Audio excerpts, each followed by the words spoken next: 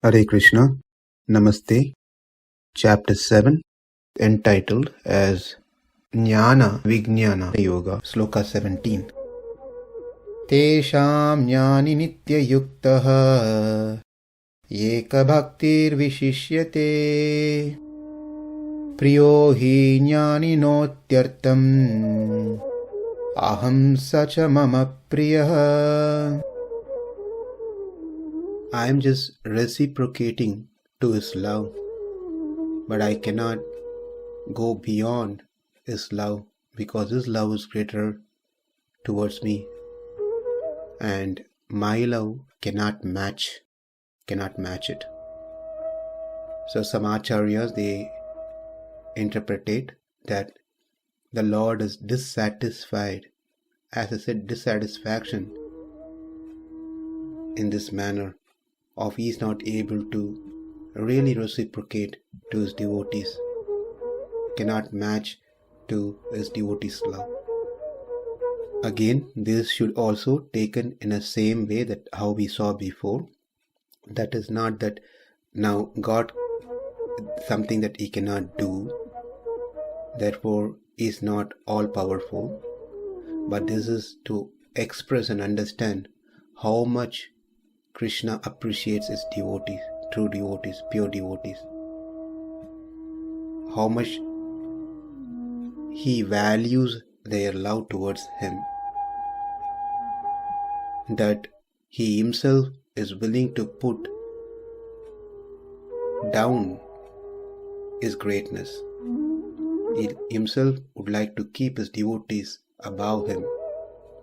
That's how we have to see this whole exchange of love between Krishna and his devotees. Why Krishna has to give so much importance to this jñānī?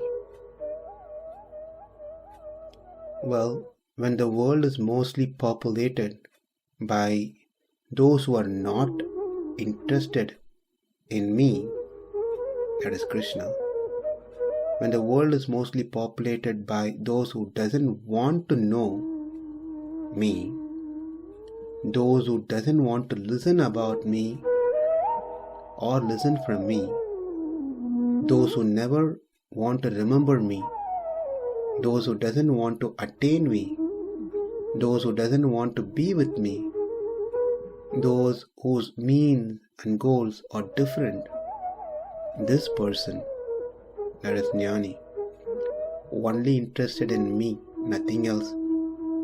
He always wants to know my qualities and immerse in my qualities and pastimes. He always wants to hear about me and listen from me. He always remembers me.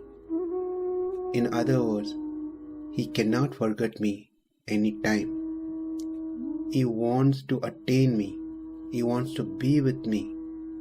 For him, I am the mean and goal, nothing else. What gives him happiness is being with me, and what makes him unhappy is separation from me. He feels himself fortunate if he is constantly with me. He feels unfortunate if he is not with me.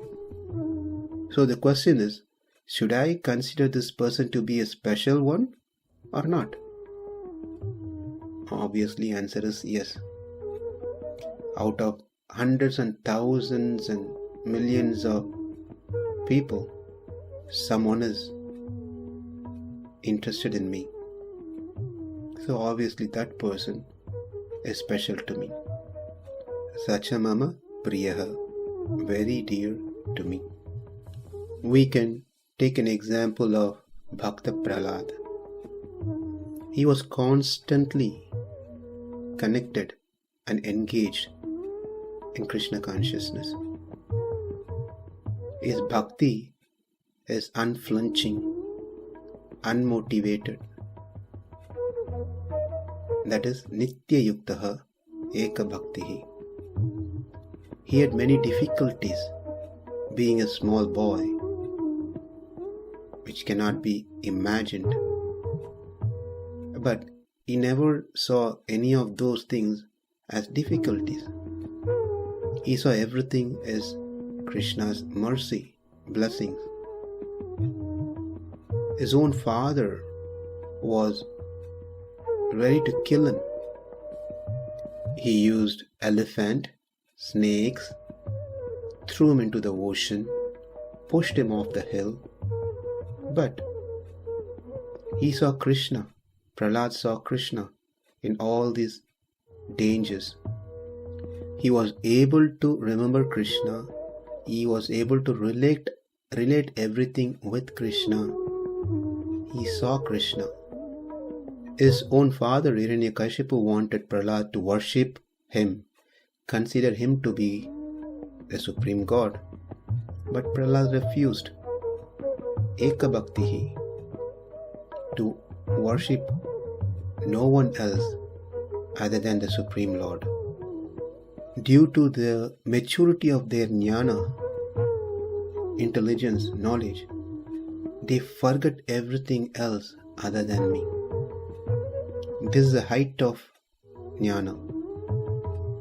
This means the jnana goes to that extreme where they develop the relationship with Krishna. They forget everything else. Here, this is not called as ignorance when someone forgets the material thing, but only Krishna. This is called the real knowledge. When they forget, or in other words, when we forget everything else and only remember Krishna, and that is called the real knowledge, and that person is called a true jñānī. They behave in such a way that they become a caretaker of the Supreme Lord, Ishvara. The Lord is the Supreme Controller who created everything, who can do anything and everything. But those devotees, feel that they have responsibility to take care of the Supreme Lord. They want to protect him. They feel something will happen to him. Some asuras or rakshasas will come and try to harm the Lord. This is considered the matured stage of jnana. And this is true knowledge.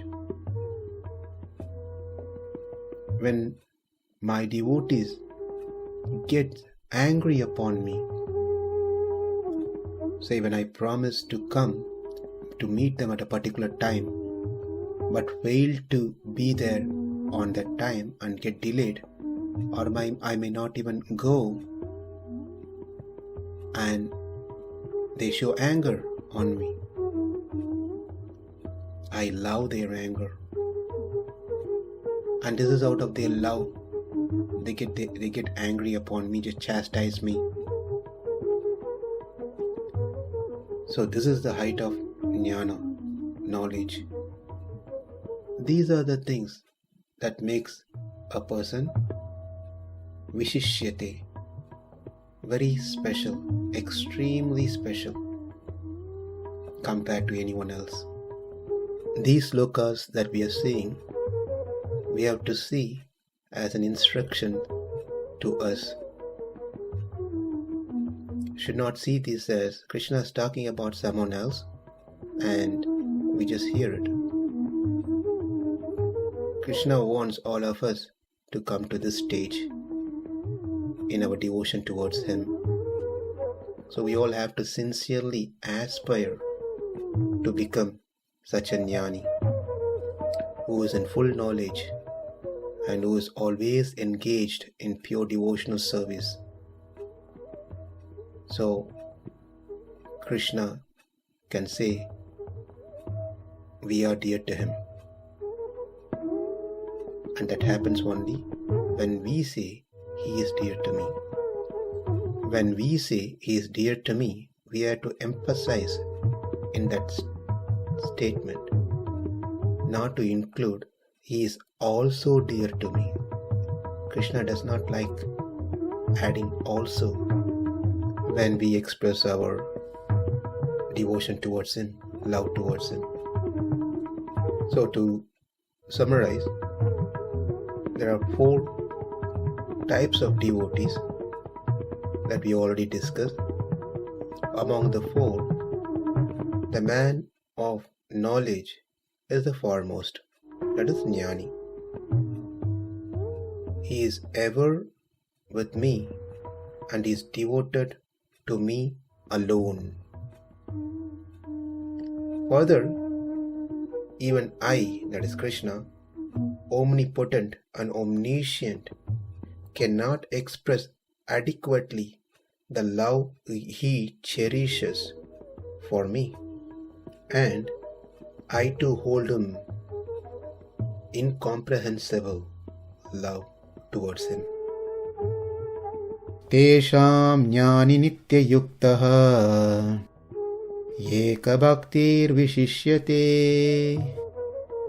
priyo jñānino tyartham ahaṁ sacha mama priyaḥ. Namaste. Hare Krishna.